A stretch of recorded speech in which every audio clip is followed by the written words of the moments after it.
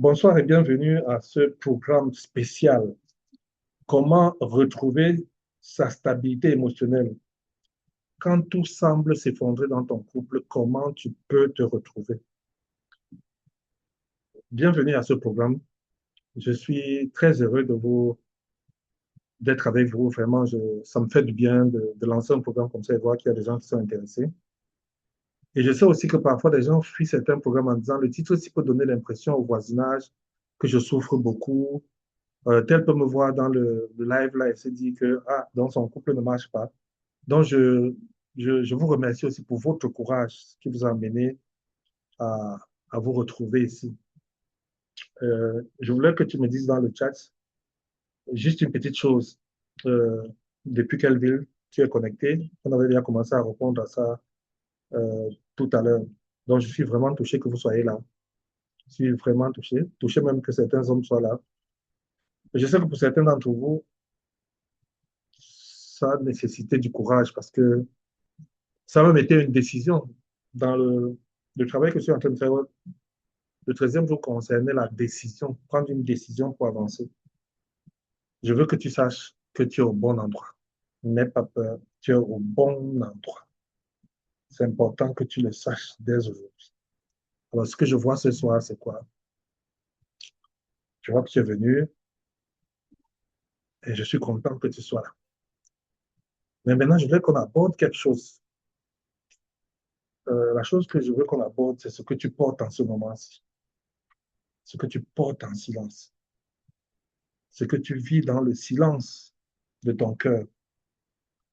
Et je voudrais nommer ces choses-là pour que tu reconnaisses que tu es au bon endroit ce soir. La première chose que je veux partager avec toi, c'est le sujet de l'infidélité. Cette trahison qui fait couler et qui fait douter de tout. Il y a les blessures qui touchent le corps. Il y a celles qui touchent l'âme. L'infidélité, c'est celle qui touche l'âme, pas le corps. Ce n'est pas seulement la trahison physique qui fait mal. Vous vous en doutez, je suppose. C'est le fait de réaliser que pendant que tu construis, l'autre, lui, détruit en silence. C'est de penser à chaque moment, chaque sortie, chaque mensonge, et de se dire, est-ce que quelque chose était même vrai dans notre passé là? Est-ce que je n'ai pas vécu au milieu de mensonges du matin jusqu'au soir? Et la difficulté avec l'infidélité, c'est que ça ne blesse pas une seule fois. Ça revient la nuit quand tu dors. Ça revient quand tu regardes son téléphone. Ça revient quand il est en retard. Ça revient quand il a des relations ambiguës. Ça revient quand même tu essayes de pardonner.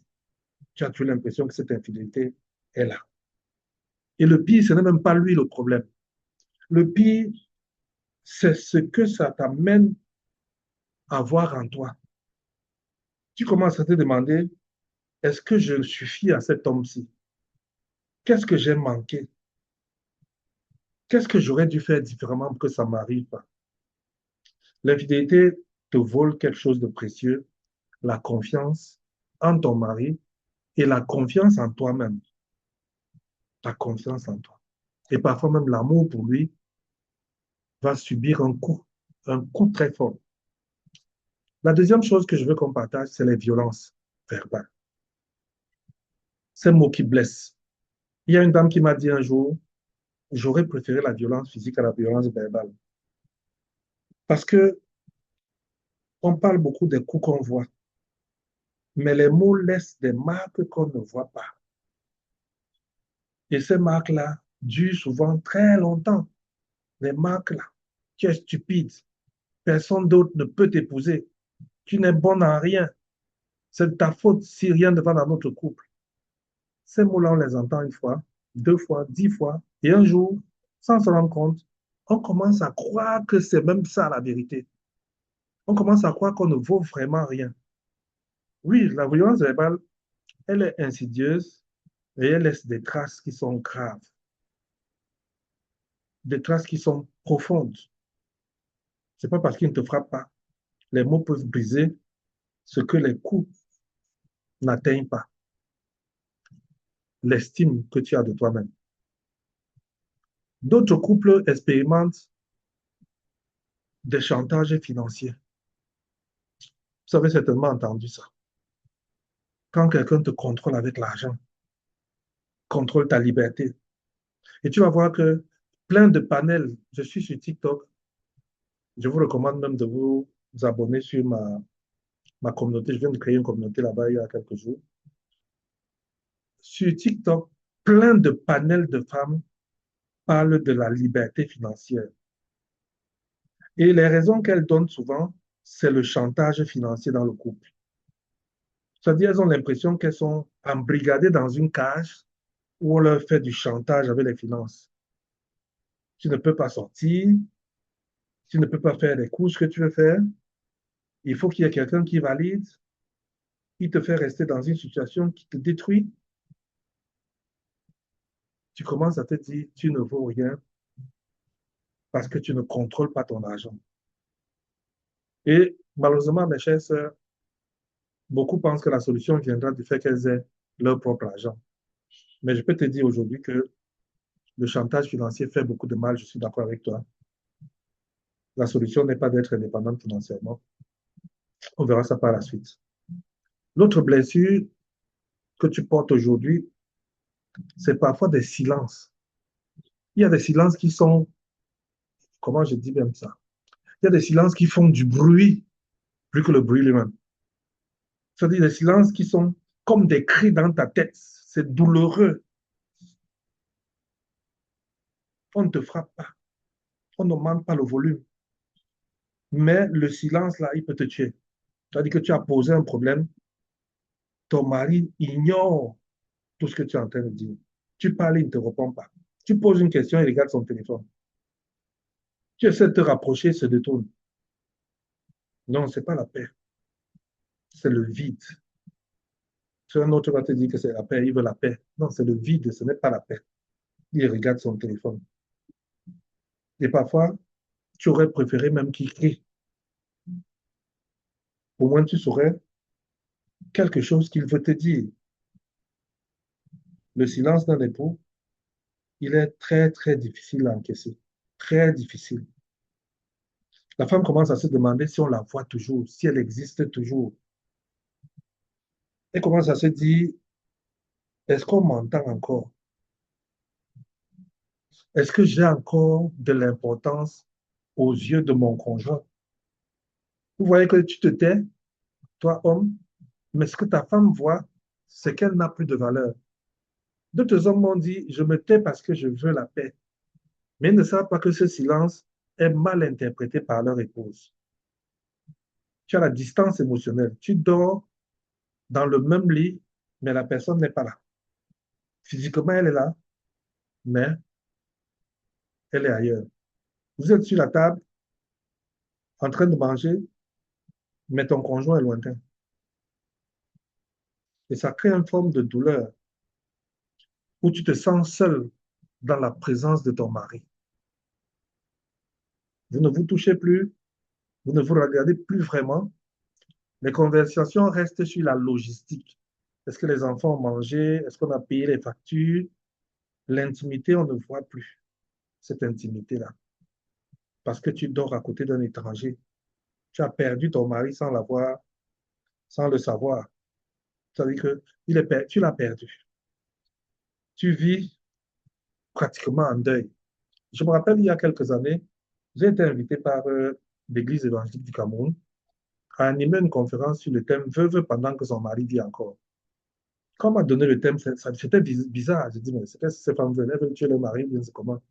Mais à étudier le thème pour les aider, j'ai compris qu'il y a des femmes qui vivent vraiment ce qu'on va appeler la distance émotionnelle avec leur mari. Et ça amène donc à une autre souffrance que les femmes expérimentent, la fatigue. La fatigue intérieure, là, c'est qu'elle ne croit plus. Elle a tellement essayé de thérapie qu'elle ne croit plus. C'est pas qu'elle est fatiguée physiquement, elle n'est pas fatiguée physiquement, mais c'est que elle est fatiguée dans l'âme. Son âme a été touchée. Elle a prié, elle s'est battue, elle a jeûné, elle a essayé de changer elle-même. Elle a tendu la main, elle a fait des efforts, Lui, il n'a jamais vu ses efforts. Elle a espéré que ça aille mieux.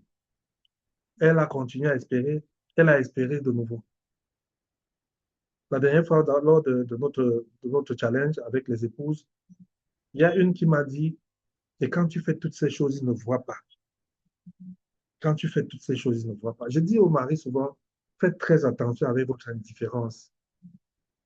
Ce qui vous semble banal a souvent une importance grande dans la vie de votre femme. Vous pouvez vous retrouver avec une femme qui est fatiguée dans l'âme. Ce n'est pas un caprice, c'est un signal d'alarme.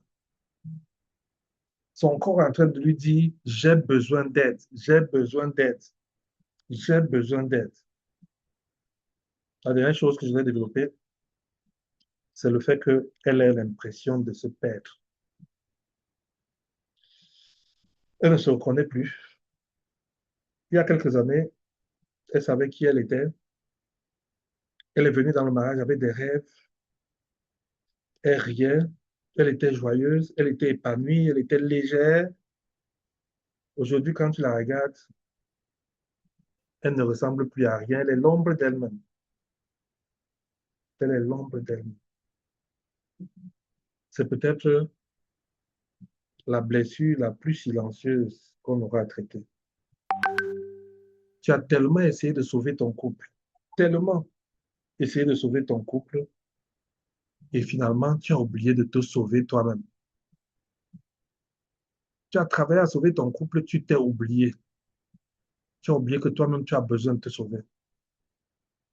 Tu as oublié de te sauver. C'est ça. C'est là où on est en train de cheminer maintenant. L'autre me dit qu'elle a ressenti l'envie même de se couper les cheveux. Les femmes commencent à se demander quand elles ont perdu, qui suis-je même dans tout ça? Qu'est-ce que je deviens dans tout ça? J'ai rencontré des femmes qui m'ont dit, j'ai l'impression que je vais devenir folle.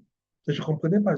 Ça veut dire quoi, je vais devenir folle? Elle me dit, tonton Roger, je crois que je vais devenir folle. Le monsieur, s'il va me rendre folle. C'est le genre où il y a une situation et elle finit par être la responsable d'une situation qu'elle n'a pas créée. Elle dit, je vais devenir folle. Tout le monde est d'accord qu'elle a tort, mais elle ne voit pas où ça a commencé. Je vais te dire que si tu te reconnais dans une de ces situations, tu es bienvenu à cette séance-ci. Tu es au bon endroit pour qu'on partage ensemble les clés, les trois clés, parce que j'ai prévu trois clés pour pouvoir sortir de là. Trois clés pour commencer à voir l'extérieur, pour commencer à voir, on dit souvent la lueur, commencer à te retrouver au niveau émotionnel, commencer à sortir de cette perte émotionnelle. Les trois clés, nous allons les présenter. Mais avant tout, j'ai commencé sans te dire qui je suis, comme si tout le monde me connaissait. Alors, je suis Roger Fondi. Je suis coach et conseiller conjugal chrétien. Je vis au Cameroun, je suis à Yaoundé. Et le Seigneur m'a appelé à travailler pour l'épanouissement des couples. Un jour, en étudiant la parole, je suis tombé sur un verset de la Bible qui dit, Dieu parlant à Abraham, lui disait, celui qui te maudit sera maudit, celui qui te bénit sera béni, et toutes les familles de la terre seront bénies en toi. La deuxième partie, là, je me le suis approprié.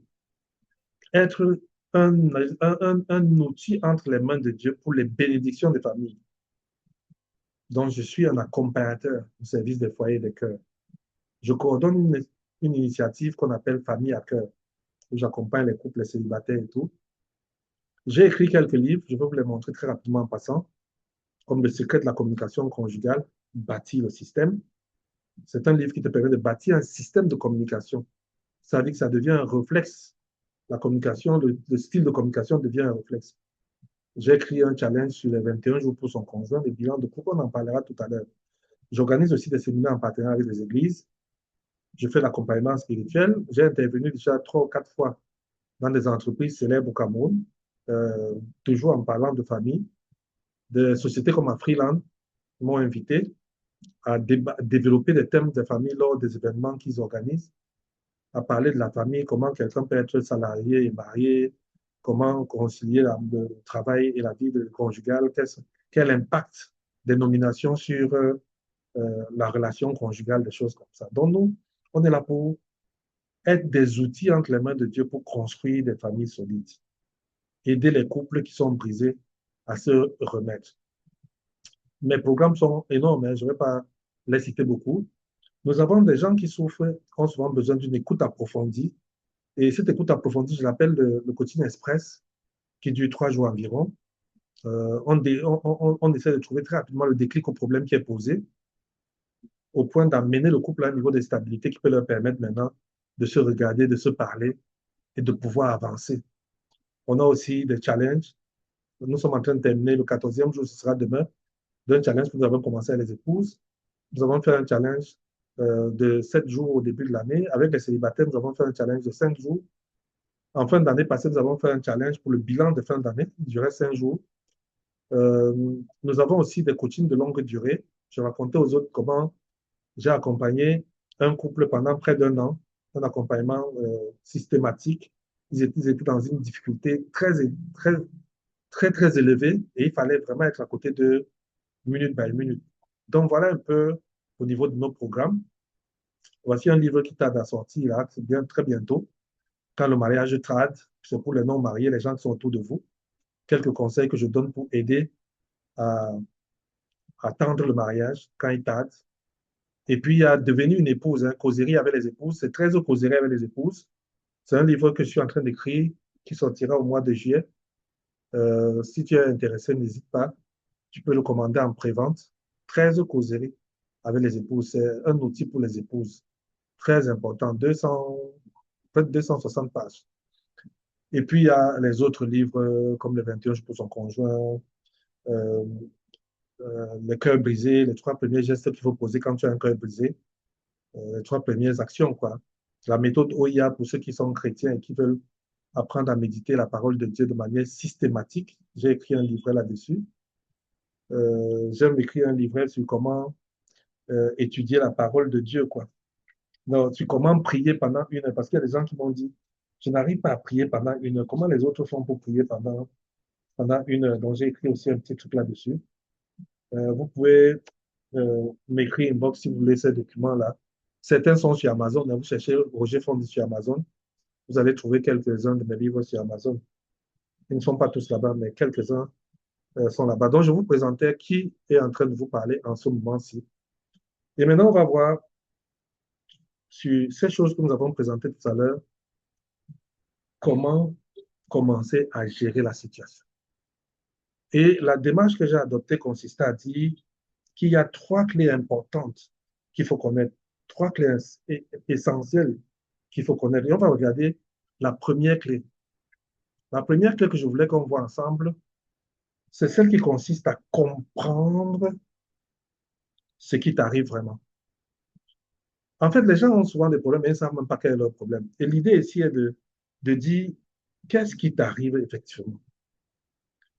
La première chose, c'est la crise de couple qu'il faut ne pas confondre avec la crise de soi. Un couple peut être en crise sans que l'individu qui constitue les conjoints soit en crise. Mais un conjoint, quand il est en crise, il déstabilise tout le couple. Et beaucoup de couples aujourd'hui déstabilisent leur relation conjugale parce qu'ils sont en crise, une crise personnelle. Donc, tu peux avoir ta propre crise qui n'a rien à voir avec un problème conjugal. Tu peux avoir un problème de toi-même quand tu n'arrives plus à te retrouver, quand tu n'arrives pas à te stabiliser. Alors que le problème de couple, c'est un problème entre vous deux. Quand tu perds, par exemple, le sommeil, ça, c'est un problème individuel, c'est une crise de soi. Quand tu perds l'appétit, c'est une crise de soi. Ça n'a rien à voir avec la crise du couple. Et je crois qu'il faut commencer quand il y a une situation par comprendre cela. Quel est le problème qui se pose? Est-ce un problème personnel ou est-ce un problème de couple? Parce que ce n'est pas forcément ton conjoint qui est le problème. Ce n'est pas forcément lui qui est le problème. Parfois, c'est toi qui as quitté le chemin, c'est toi qui t'es déconnecté, c'est toi qui t'es perdu. Et c'est bon que tu comprennes qu'on ne règle pas un problème de couple quand soi-même on a un problème personnel. Et un problème personnel, on ne le règle pas en attendant que l'autre change. J'écris ça tous les jours. Je dis à madame, ce n'est pas le changement de l'autre qui va résoudre ta crise personnelle. Ta crise personnelle, tu as besoin de l'aborder toi-même, de l'attaquer toi-même. Tu as besoin de le faire toi-même. Ça, c'est la première clé, comprendre ce qui t'arrive. La deuxième chose, c'est le verre qui déborde. Pourquoi tu perds le contrôle de toi-même? Comment tu arrives à perdre le contrôle de toi-même?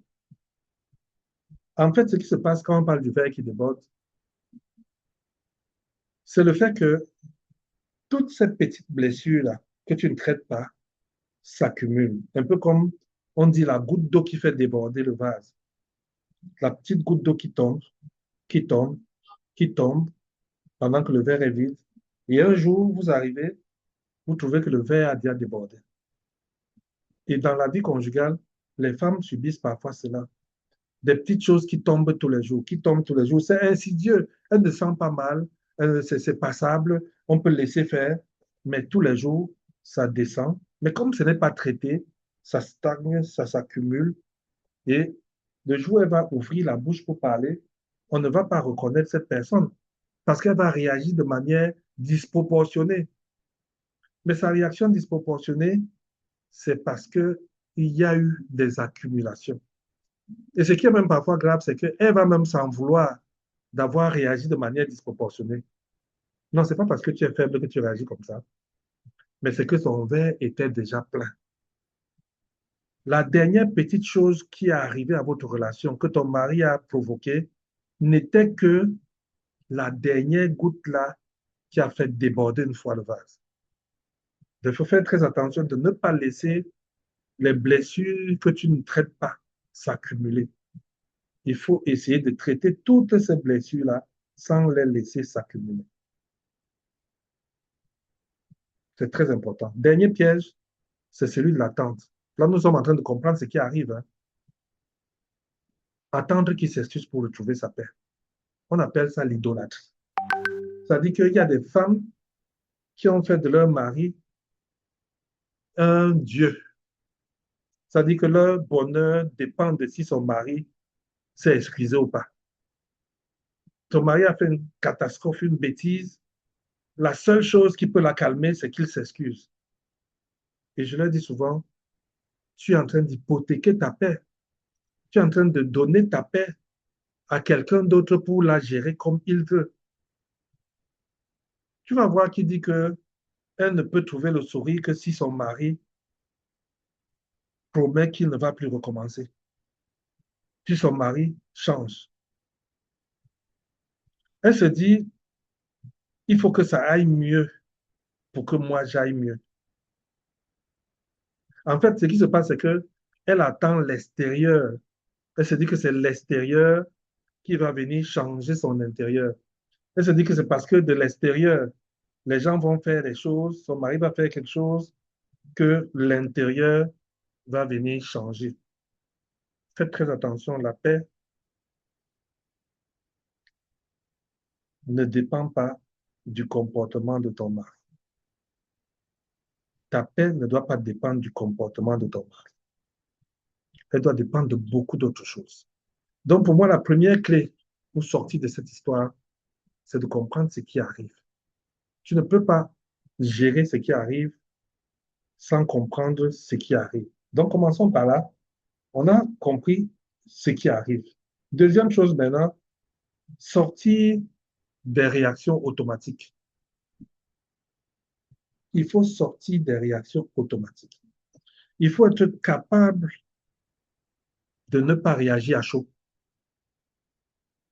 Il faut arrêter dans son esprit là des réactions à chaud. Parce que ça coûte. Les mots que tu dis dans la colère là, tu ne peux pas rattraper ça. Un mot qui sort pendant la colère là, tu auras du mal à le rattraper. C'est important que tu le saches. Un mot sorti dans la colère, tu vas souffrir pour l'effacer. Le silence qui creuse les fossés là, il dure, il dure, il dure. Le silence dure, il dure, il dure. Tu es seulement là. Tu dis, c'est quand il va demander des excuses que je vais commencer à lui parler. Tu crées ce fossé-là. Tu creuses. Le fossé se creuse. Le fossé se creuse. Tu creuses, tu creuses, tu creuses. Ça, c'est ce que j'appelle les réactions à chaud. Et ça a un coût. Ça a un coût. Chaque fois que tu réagis sans te contrôler, tu perds de plus en plus confiance en toi-même.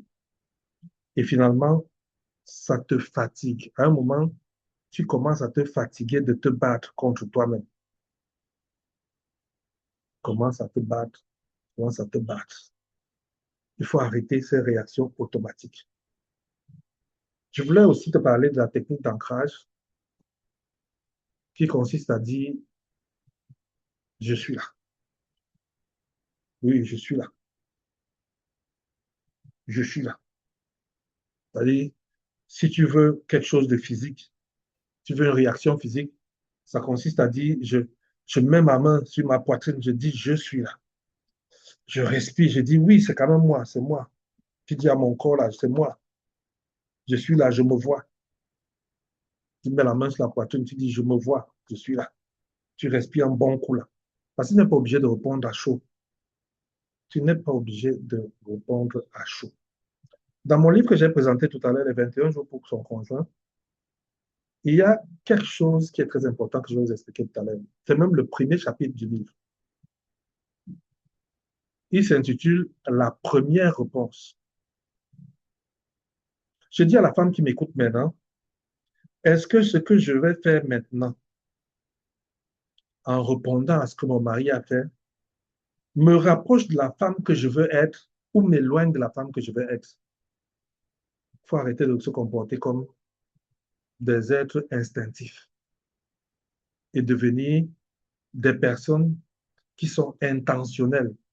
Au moment où j'agis, je dois m'assurer que cette action me rapproche de la femme, l'épouse, la mère que je veux être, et non de la vulgaire qui dit n'importe quoi, qui fait n'importe quoi, qui se comporte n'importe comment. Je dois m'assurer que je suis vraiment en train de faire ce qu'il faut. Dans mon livre, Les 21 jours pour son conjoint, le premier chapitre s'intitule La première réponse. Je te le propose, hein, il est très intéressant.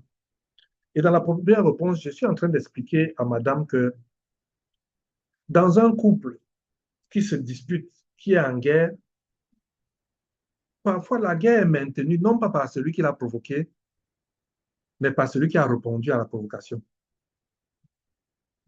Et c'est à ce moment-là que j'essaie d'expliquer qu'il y a une différence importante entre la réponse et la réaction. Et que tu as besoin non pas de réagir, mais d'apprendre à répondre. Quand ton mari te pose un problème, quand il pose un acte, la question que tu dois te poser, c'est qu'est-ce qui anime, qu'est-ce qui recherche? Parce que l'acte en lui-même peut être déplacé, mais son vrai besoin est ailleurs. Je vous donne un exemple banal. Tu as ton patron, tu es comptable, il te dit de traficoter les écritures. Et pourquoi il veut traficoter les écritures? C'est pour payer moins d'impôts. Pourquoi il veut payer moins d'impôts alors que l'impôt doit être payé? C'est parce qu'il veut augmenter son bénéfice. Donc, le vrai problème de celui qui dit de traficoter les écritures, c'est qu'il veut augmenter son bénéfice. Il veut augmenter ses marges. Il veut augmenter son résultat à la fin de l'année. Et si la femme comprend ça, elle commence à écouter son mari, non pas à la lettre, mais à l'esprit qui est derrière. On vient demander à Jésus, est-ce qu'on doit payer l'impôt à ces gens? C'est une question qui a l'air banale, à laquelle on doit répondre par oui ou non. Mais Jésus lit derrière cette question l'esprit de ces personnes qui posaient la question. Donc, il a compris ce qu'ils demandent et donc il leur a donné une réponse qui les a encore embarrassés davantage. Toi, tu as besoin de connaître quelle est la pensée de ton mari pour arrêter de réagir. La réaction, c'est automatique, instinctif. C'est comme si tu laissais la blessure, l'offense répondre à ta place. Un auteur célèbre qu'on appelle Viktor Frankl, il est le créateur d'une discipline qu'on appelle la logothérapie. C'est un psychologue. Il dit qu'il y a un espace entre le stimulus et la réponse. Il y a un espace entre la provocation et la réponse que tu apportes à la provocation. Ce n'est pas du tic au tac. Et tu as cet espace-là qui te donne la liberté de choisir la réponse que tu veux apporter. Répondre, ça veut dire que je suis conscient des conséquences de ce que je vais dire, alors que réagir, c'est émotif, c'est instinctif, c'est quand on m'a blessé, je dois blesser. Donc, deuxième clé, apprends à sortir des réactions automatiques. Et le fait de sortir des réactions automatiques ne veut pas dire que tu es froide. Ça veut simplement dire que tu as acquis ta liberté. La liberté ne pas dépendre de stimulus, de ne pas dépendre des provocations, de ne pas dépendre des circonstances, mais d'être quelqu'un qui sait ce qu'il veut et qui va travailler en fonction de ce qu'il faut. Parce que l'objectif étant de devenir cette femme épanouie, cette mère épanouie, cette sœur épanouie et cette fille épanouie. Ça, c'était la deuxième clé, sortir des réactions automatiques. La troisième clé qui est aussi importante, on va revenir aux questions tout à l'heure, c'est de reprendre le pouvoir, ma sœur, ma fille. Reprends ton pouvoir. Parce qu'à force de souffrir dans ta relation conjugale, tu as fini par céder le pouvoir. Tu as cédé le pouvoir. Ta stabilité a commencé à devenir quelque chose qui dépend plutôt de ton mari. À partir d'aujourd'hui, tu reprends ton pouvoir, tu reprends le pouvoir sur ta vie intérieure. Un, ta stabilité ne dépend pas de ton mari. Ta stabilité ne dépend pas de ton mari. Si on était à l'église, j'allais dire, dis à ton voisin, ta stabilité ne dépend pas de ton mari. Parce que ta paix intérieure est de ta responsabilité toi-même. Ta paix intérieure est de ta responsabilité. Si tu lis ta paix à ton mari, c'est ton problème. Ta paix, tu dois la lier à toi et non à son comportement. Si tu lis ta paix à son comportement, à ses faits exacts, tu seras toujours à sa merci.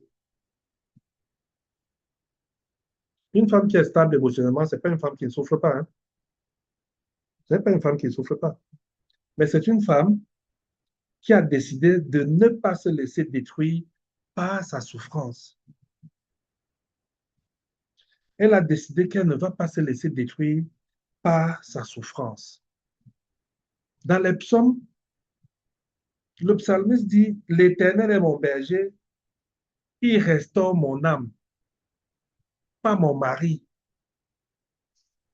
Ce n'est pas ton mari qui restaure ton âme, c'est l'Éternel qui restaure ton âme. Il faut que tu te mettes ça dans la tête.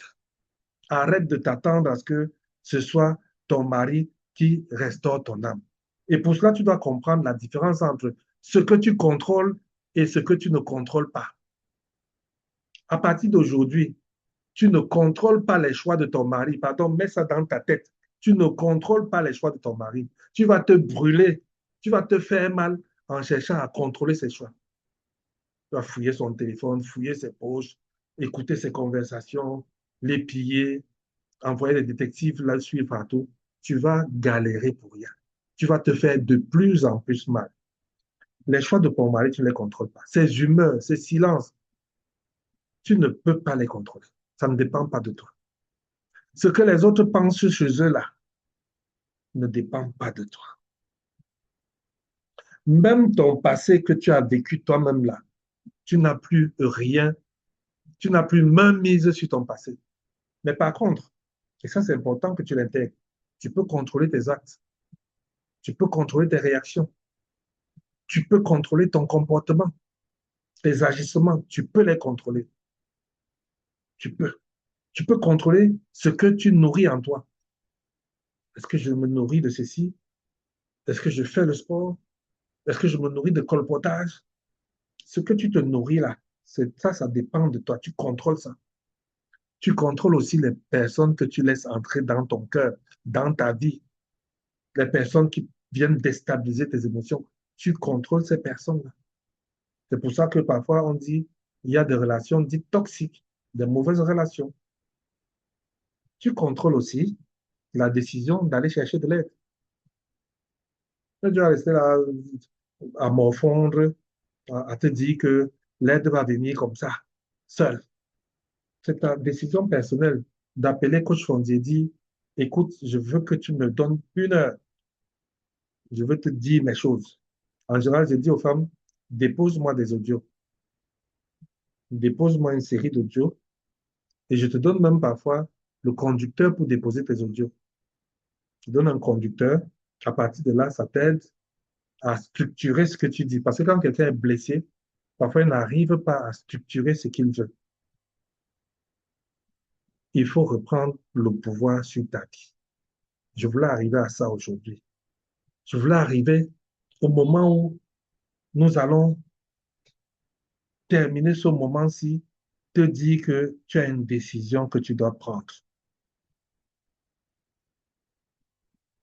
Il y a un moment où, dans la vie, que tu sois silencieuse, que tu sois bavarde, que tu sois souffrante, quel que soit là où tu es, il y a un moment où tu dois prendre une décision radicale. Et la décision, là, je te la donne ce soir. Je ne veux plus me perdre. Je refuse de sombrer. Voici la décision que je voulais partager avec toi. Ce n'est pas une décision qu'on crie. Je refuse de me perdre. Je refuse de sombrer. Ce n'est pas une décision qu'on crie. Ce n'est pas une décision qu'on annonce à son mari. Que comme tu vois là, chérie, je viens t'informer que j'ai décidé, hein, je refuse de me perdre. Je refuse de sombrer. Non, c'est une décision qu'on prend avec soi-même. C'est avec toi-même que tu prends la décision. C'est à toi que tu dis ça. C'est à toi-même que tu t'exprimes. C'est à ton âme que tu parles. J'ai décidé de ne plus me perdre. J'ai décidé. Et quand tu poses cette décision-là, ça change tout. Ça ne change pas la situation extérieure. Ça ne change pas ce qui se passe à l'extérieur, mais ça change toi dedans. Ça change ton intérieur.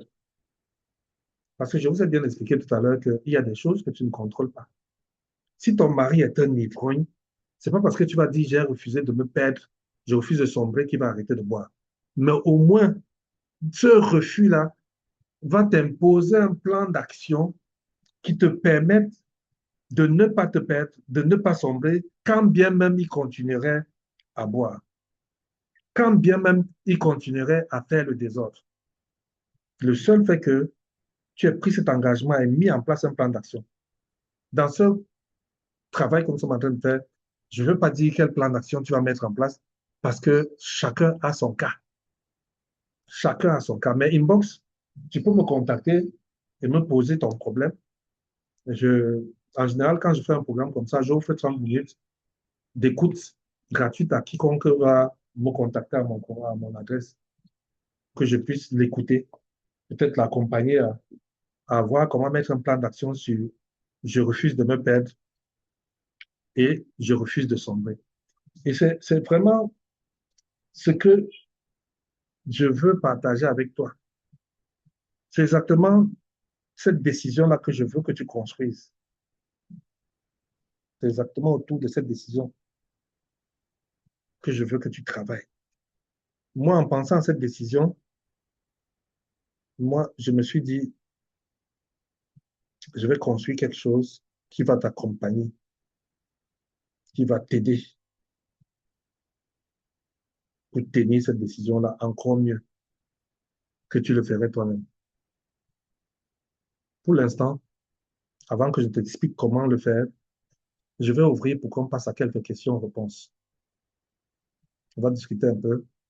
Je vais entendre un peu vos voix, peut-être même voir vos visages pour ceux qui le veulent bien. Je vais vous voir. Je veux vous voir tous. Donc, voilà.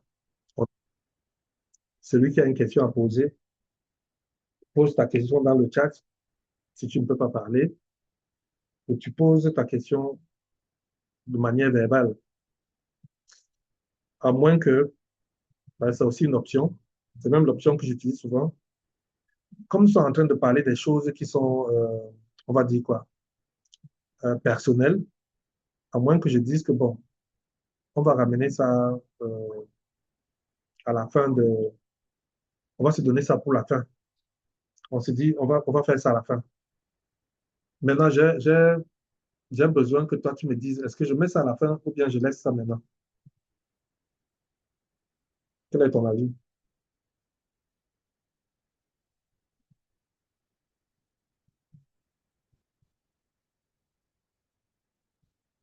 Le public, tu ne parles pas beaucoup, hein.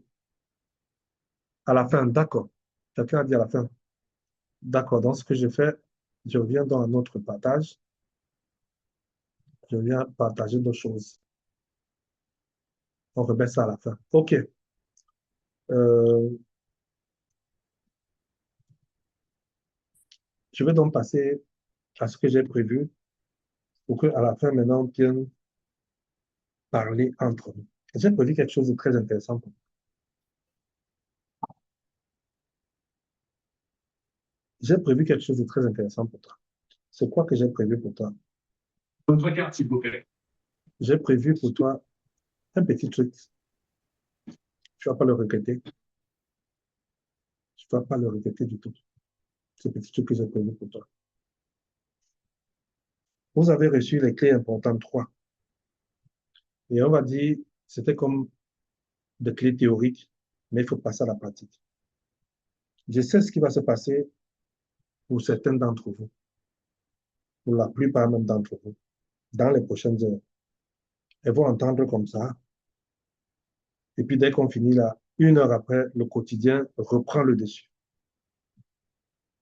Et doucement, doucement, les clés de ce soir vont s'effacer, vont s'effacer, vont s'effacer à cause de la réalité qu'elles disent. Et c'est pour ça que je te propose un conducteur que je vais appeler un suivi, que j'ai intitulé Je refuse de sombrer. Je refuse de sombrer. C'est un accompagnement de 3 jours. 3 jours pour reprendre le contrôle de ta vie émotionnelle. 3 jours que je t'offre pour contrôler, pour reprendre ta vie. Premier jour, qu'est-ce qu'on va faire? Tu vas essayer de comprendre ce qui t'arrive, nommer ta douleur, reprendre conscience de ce qui se passe. Deuxième jour, tu décides de couper le cycle parce que, en général, la relation dans le couple, les blessures dans le couple suivent souvent un cycle. C'est-à-dire que ce qui provoque la douleur, la réconciliation, la paix, ensuite quelque chose provoque encore et on recommence dans le même cycle. Donc, il est question de dire, je sors du cycle de la réaction et je veux retrouver mon centre. Parce qu'on m'a entraîné, je suis dans un tourbillon, je ne sais plus où j'en suis. Et le troisième jour, mettre en place des vraies décisions qui permettent de construire. Limite, posture, euh, refus, ces choses-là, tu les mets en place. Et ça va se passer comment? Je vais mettre en place un groupe privé, privé et sécurisé. 2, pour ceux qui font le challenge des 14 jours, ils ont vu par exemple qu'il y a une plateforme que j'ai mis en place qui est sécurisée. Si tu as ton espace seul, avec tes choses seules, quand tu me postes un message dans ta plateforme-là, ça s'échange entre toi et moi. Personne n'est au courant même que tu as posté quelque chose. Il y aura donc chaque jour, pendant les 3 jours, il faut même préciser que ce sera lundi, dans 7 jours, donc je crois que c'est lundi le 8, lundi dans 7 jours, lundi le 8, mercredi et vendredi. 3 jours que tu dis, la semaine-ci, je dois sortir de là avec un certain équilibre. Chaque jour, il y aura un contenu. Ça peut être une réunion Zoom, ça peut être des audios que je t'envoie. Mais pendant les 3 jours-là, je suis disponible. Tu peux m'écrire inbox, tu peux m'interpeller, tu peux me poser un problème. Chaque jour, il y aura des exercices concrets adaptés à la réalité que nous vivons ici en Afrique. Ce n'est pas les réalités de la diaspora, c'est la réalité africaine. Et au cours de ces 3 jours-là, comme je disais, je tiens compte de ce que tu vis en ce moment-ci. Très intéressant, je tiens compte de ce que tu vis. Et donc, comme ça commence dans 7 jours, j'aurais pu mettre ce programme-là, ce genre de coaching. Vous connaissez les coachs, vous les voyez en ligne, là, les coachs même camerounais et tout. Vous les connaissez même à Yaoundé, à Douala, aux États-Unis et partout. Contactez-leur, demandez-leur comment se passe ce genre de travail. Ce genre de travail de 3 jours vaut au minimum 100 euros. 100 euros minimum pour ce genre de travail. Mais ce soir, je ne veux pas que l'argent soit la raison pour laquelle une femme souffre et préfère rester dans sa souffrance. J'ai lancé le challenge de 14 jours. J'ai publié sur Facebook. J'ai eu beaucoup de femmes. La première réponse que j'ai demandé à la femme, c'est de me parler de sa souffrance actuelle. Je vous assure, c'était douloureux d'entendre tout ça. Les femmes souffrent terriblement. Et dès que je disais il faut payer pour participer au challenge, paf, elle se coupait. Et j'ai compris que, en plus de la souffrance qui lui est infligée par le couple, il y a la souffrance même de ne pas être capable de s'inscrire dans un programme comme celui-ci. Et c'est pour ça que je me suis dit, moi, ma part de contribution pour toi, c'est de te dire, participe en payant simplement 5 000 francs pour les 3 jours. Ça commence lundi dans 8 jours. Donc lundi dans la deuxième semaine de juin. Si tu t'inscris entre aujourd'hui et lundi, tu paieras ces 5 000. Après, ce sera 10 000 francs. Parce que, soit dit en passant, les modalités pour organiser ce que j'organise là, euh, à cause de là où je suis à Yaoundé au Cameroun, sont extrêmement difficiles de pouvoir tenir une réunion sérieuse avec les installations que nous avons. Donc la question ce soir, ce n'était pas est-ce que j'en ai besoin, mais la vraie question, c'est est-ce que je me donne enfin la permission d'aller mieux. Si cela te concerne, tu as deux choix. Je veux mettre dans le groupe un lien pour dire je veux faire partie. Ce lien-là va te mettre donc dans le groupe privé WhatsApp. Si tu n'as pas réglé ton compte, je vais t'enlever du groupe privé WhatsApp là avant le début du programme. Ou alors, si tu n'es pas dans le groupe que nous avons consulté pour faire cette réunion-ci, tu peux m'écrire un message privé. Tout simplement, tu m'écris un message privé, je refuse. Dès que tu m'écris un message privé, je refuse, je comprends ce que tu veux dire. Je refuse. À mon numéro, pam, je comprends.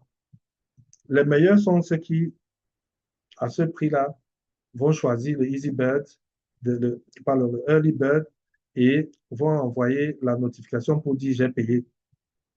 L'autre chose aussi qui est importante quand on fait ce genre de programme, c'est de dire que euh, Dieu peut te mettre à cœur de soutenir ce genre d'action. Tu mérites de retrouver ta paix. Mais tu peux être quelqu'un qui non seulement mérite de retrouver la paix, mais qui pense aussi aux autres. Au 18e ou au 17e siècle, il y avait en Italie ce qu'on appelait les cafés suspendus. C'était quoi le concept du café suspendu? C'est que les gens passaient le temps au bistrot. C'était là où, c'était un peu le lieu du village, le bistrot. C'est là-bas que se passaient les discussions, les divers et tout. Et parfois, les gens ne venaient pas, certaines personnes ne venaient pas parce qu'elles n'avaient pas assez d'argent pour payer leur tasse de café.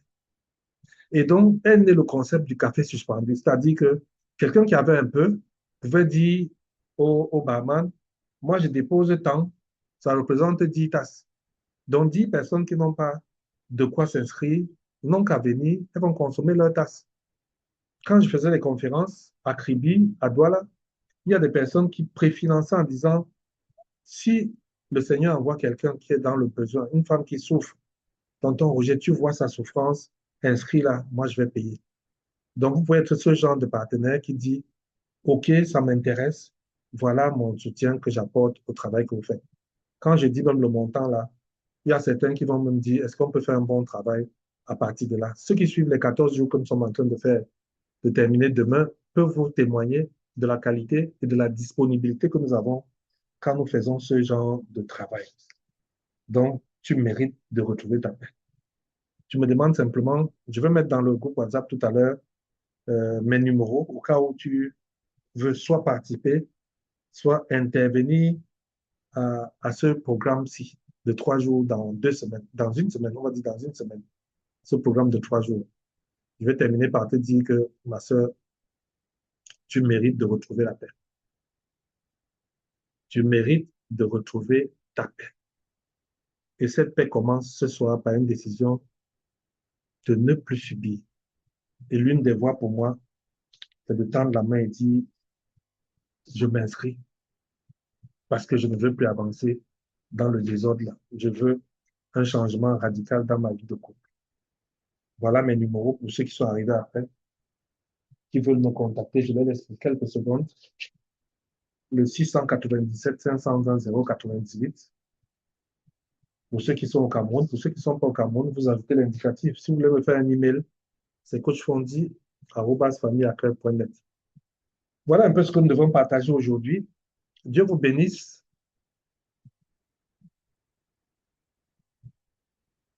Amen.